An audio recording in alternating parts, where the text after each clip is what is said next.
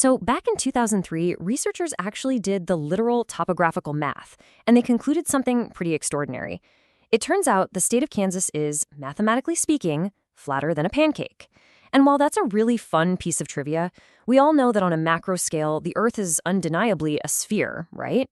I mean, we've got the photos, the satellite data, and travelers aren't exactly falling off the edge of the world. Welcome to Edge of Reason. Today we're asking a pretty wild question. What happens when a massive segment of the population looks at all of that definitive, undeniable evidence and simply says, no, it's a lie? Now, you might be wondering, is this just a handful of internet trolls? Well, when you look at the sheer numbers, the scale of this phenomenon is actually staggering. Recent surveys suggest that roughly 2% of the United States population firmly believes the Earth is flat. You do the math on that, and it works out to over 6.5 million Americans. That's a massive demographic. We're talking about everyday people, including high-profile artists and athletes, who genuinely believe that humanity's entire understanding of our planet is completely fabricated.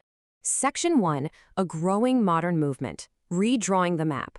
You know, it's really easy to assume this is just some ancient belief that's slowly dying out. But actually, it's the exact opposite. Fueled by the internet, algorithms, and super-connected communities, the movement is growing. It's built entirely on this foundational belief that we are being lied to by a global conspiracy, one run by space agencies, governments, and scientists to keep the truth hidden. To really understand this movement, we need to look at exactly what they believe. The modern flat Earth model, which is promoted by leading voices like Mark Sargent, isn't just some random floating plate in space. It's highly, highly specific. They picture the North Pole right smack in the center, with all the continents splayed out organically around it. In Antarctica, it isn't a continent at the bottom of a globe. Instead, it's a 100-meter-tall ice wall stretched all the way around the outer edge, holding the oceans in. They believe the sun and the moon are just small, local lights circling overhead, and the whole shebang is enclosed by a massive dome. Basically, it's a giant constructed planetarium. Section 2. The physics of a disk. Defying gravity. Okay, so visualizing a massive dome is one thing, but when you try to apply actual physics to a flat disk of that size, well, things get really weird, really fast. The biggest hurdle? Gravity. How would gravity even function if a planet with Earth's immense mass was shaped like a dinner plate? Because mass naturally wants to pull in on itself to form a sphere. Let's look at these stark contrasts in how gravity would actually feel. On our globe, gravity pulls directly toward the core, so down feels exactly the same no matter where you're standing. But on a disk, gravity pulls toward the center of mass. If you lived right in the center at the North Pole, you'd feel totally normal. But as you started walking out toward that ice wall at the edge, the gravitational pull would become incredibly skewed. You would literally feel like you were climbing a terrifying, steep, diagonal hill. On a flat Earth, the real danger wouldn't be stepping off the edge into space. The scary part would be falling away from the edge and tumbling all the way back down to the center. Section 3. Ancient Mathematics and Proofs. The 2,000-year-old globe. Understanding the shape of our world is absolutely not a modern phenomenon. Let's shift back in time to bust a huge misconception right now. Christopher Columbus did not discover that the Earth is round.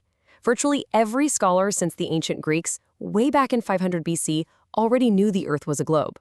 The whole idea that people a few hundred years ago thought the Earth was flat, that's actually a modern myth that started as a smear campaign to make past generations look foolish. So how did ancient scientists figure this out without a single satellite or telescope? Back in the 3rd century BC, a geographer named Eratosthenes used an incredibly elegant experiment. He noticed that on the summer solstice, the sun shone perfectly straight down into a well in the city of Syene, casting absolutely zero shadow. So on that exact same day, he set up a vertical pole in the city of Alexandria. Because the Earth is curved, the sun wasn't directly overhead there, and the pole cast a shadow. By simply measuring the angle of the sun's rays off that pole, he realized he could calculate the curvature of the planet. And his math was just absolutely immaculate. Eratosthenes measured the angle of that shadow to be exactly 7.2 degrees. Now he knew a full circle is 360 degrees, which makes 7.2 degrees precisely 1/50th of the whole circle. Honestly, it's just brilliant.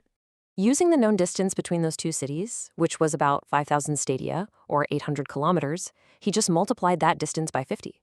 He calculated the total circumference of the globe to be about 40,000 kilometers. Think about that for a second.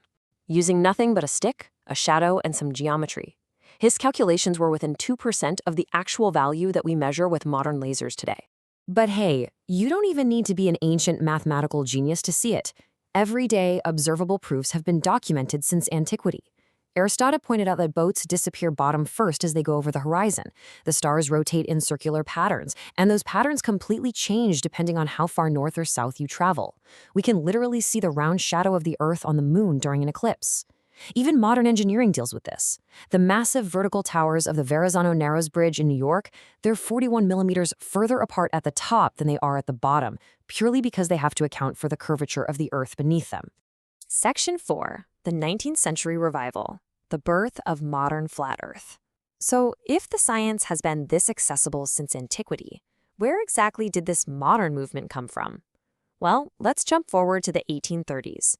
The flat Earth idea wasn't born out of some groundbreaking new discovery. It actually emerged as a reactionary pushback against a period of incredibly rapid scientific and technological advancement over in England. The main culprit here was a guy named Samuel Rowbotham. He went to this very straight 10-kilometer stretch of water called the Old Bedford River. He grabbed a telescope, watched a boat row away, and claimed he could still clearly see it at the end of the river. Mathematically, it should have been hidden behind about 3 meters of the Earth's curvature. So he shouted Eureka and published a whole book about it. The problem? He completely ignored atmospheric refraction. That's where light bends over the surface of water. An English surveyor named Alfred Russel Wallace later came along, repeated the exact same experiment, properly accounted for refraction, and easily proved the Earth's curve. But the seed of doubt had already been planted. Section 5. Modern Experiments and Excuses. Ad hoc theories. Fast forward to today, and that little seed of doubt has blossomed into an entire forest of elaborate physical workarounds. Because the internet acts as this massive amplifier, the modern community has had to invent some pretty wild explanations for undeniable globe phenomena just to keep their model alive. When you start really testing these ideas side by side, the logic requires some intense mental gymnastics. For instance, how do they explain time zones? Well, they say the sun is just a small spotlight moving in a circle overhead. How do they explain gravity if there's no core? They claim gravity doesn't even exist, and the flat disk is just constantly accelerating upward at 9.8 meters per second squared. Circumnavigation? Oh, you're just traveling in a flat circle path around the disk.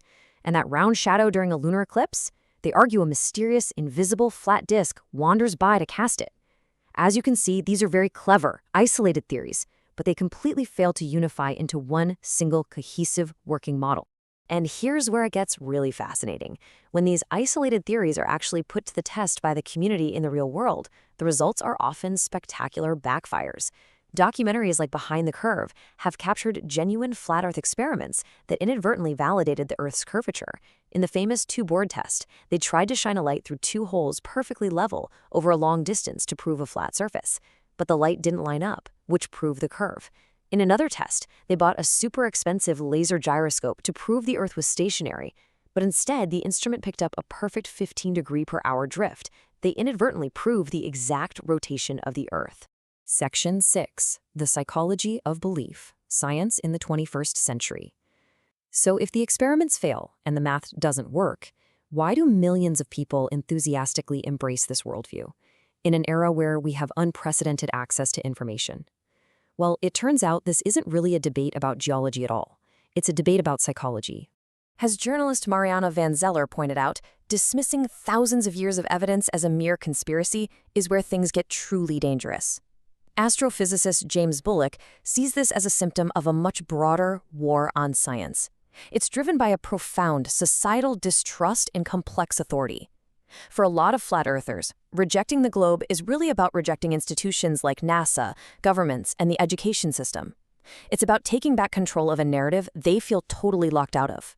And that leads us right into the trap of the ad hoc explanation. These are essentially excuses made up on the spot that solve one very specific problem but break everything else around it. I mean, think about it. Because of relativity, a cosmic ray traveling at nearly the speed of light actually experiences the Earth as being just 17 meters thick. So from the cosmic ray's perspective, the Earth literally is flat. But a viable scientific theory has to account for all perspectives simultaneously, not just the one that serves an immediate argument. To really wrap your head around this, I love this beautiful metaphor from philosopher Susan Hack about how science actually works. She compares human knowledge to a massive crossword puzzle. True scientific consensus requires that every single piece of knowledge perfectly locks in with the others. The answers have to interweave and reinforce one another. Flat Earth theories might solve a single clue here or there, but when you go to write those answers into the grid, none of the surrounding words make any sense. The legendary physicist Richard Feynman once captured the spirit of true science perfectly. He found incredible joy in not knowing, in the actual journey of discovering how we know things. The Flat Earth movement, by contrast, is largely a reaction to the intimidating, overwhelming complexity of modern science. We live in a terrifyingly complex universe, right? And for some people, the desire for a simple, easily understandable answer, like a flat disk covered by a glass dome, is just a comforting shelter from that vast unknown. Which brings us to the ultimate takeaway of this explainer. The flat Earth phenomenon isn't just some quirky internet subculture. It's a mirror reflecting our modern crisis of trust and comprehension. As our technology and science become increasingly difficult for the everyday person to understand, how do we maintain scientific literacy? How do we keep our societal crossword puzzle connected, ensuring that our pursuit of truth brings us together rather than pushing us to the absolute edge?